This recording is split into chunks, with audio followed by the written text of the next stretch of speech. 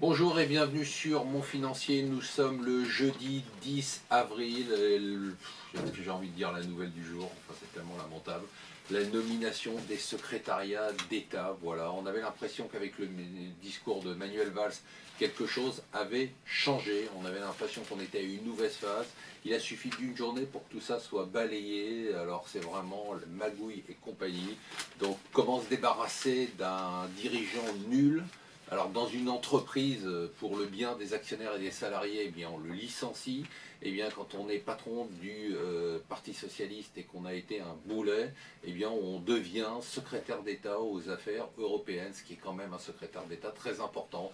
Et ensuite quand on est ami du président et ami de l'ex-présidente et ami témoin de leur mariage et camarade de promo, eh bien, on passe du poste le plus important dans le domaine financier, patron de la Caisse des dépôts, au poste de secrétaire général de l'Élysée. Puis le secrétaire général de l'Élysée, qui est de la même promotion, va devenir patron de la Caisse des dépôts et des consignations. Voilà, alors on avait l'impression que tout ça allait changer, mais finalement, rien ne change. Revenons à des choses plus sérieuses. La Grèce fait la une de tous les journaux.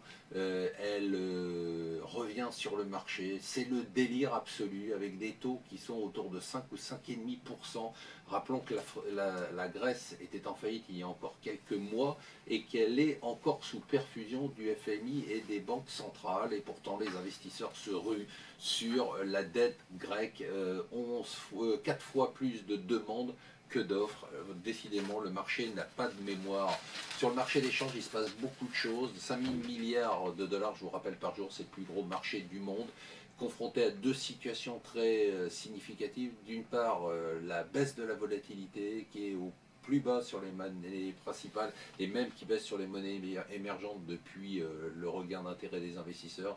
Et d'autre part, cet énorme scandale qui n'en finit pas de se propager sur la manipulation des cours du change. Et du coup, eh bien, tous les patrons des activités de change et les patrons des banques centrales vont se retrouver à Sydney demain pour essayer d'endiguer la crise et de trouver des solutions. Un chiffre vraiment très étonnant qui montre l'absence de flexibilité en France et peut-être les dérives de l'assistanat, alors que le chômage explose. Il y a 600 000 postes qui ne sont pas pourvus. Alors bien sûr, ce ne sont pas des postes à très forte valeur ajoutée, c'est voilà, des postes de serveurs, d'aides-soignants, des postes qui sont difficiles, mais souvent certains préfèrent continuer à toucher des allocations plutôt que de prendre ce job là. Et voilà, en première page du Wall Street Journal, la Fed qui se dit est-ce qu'elle a envoyé les bons signaux sur le marché et qui travaillerait à nouveau sa politique de communication.